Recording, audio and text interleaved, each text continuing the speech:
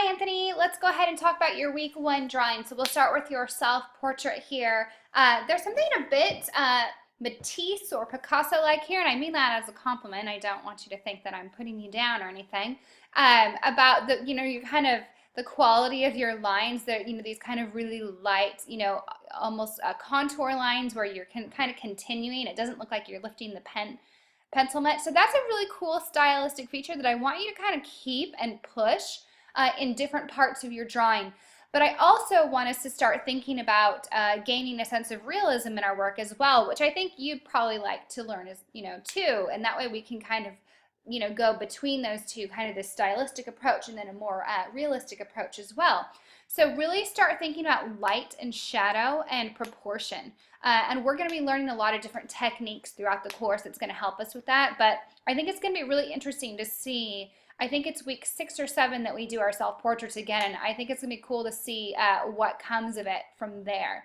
So I'm not sure, this one was titled Viewfinders, but this is the vase face drawing from for week 2, and it looks like you cut something out, paper out here instead of just drawing on the other side of the page. So I'm not sure what I'm looking at. I mean, the angles look good, but make sure that you reread the instructions for that assignment, and then I'm assuming that you meant to attach the image of the viewfinders here. Okay, let's look at your hand as well. So again, we kind of get this sense of symbolism. So it's kind of more of a symbol of a hand than an actual perceived drawing of a hand.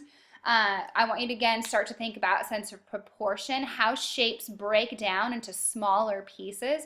So for example, each finger has 3 knuckles, right? And we've gotten a little bit of a sense of it here. And I like that, you've kind of given some curves here. They're not just kind of straight fingers. We get a little bit out of proportion over here on this side. This actually is quite nice, this part. And then we want to again start thinking of light and shadows as well.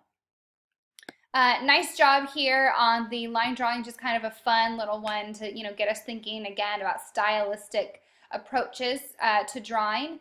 And then with your room drawing here, we're a little bit goofy on the sense of perspective, but that's okay, because again, this is going to be something that's going to serve as a starting point, and then when we do our linear perspective drawings later on in the session, I'm going to teach you a whole system that's a grid-like system for getting things at the right angles and the right perspective. So I think you're off to a good start, and I'm excited to see what happens over the next 8 weeks.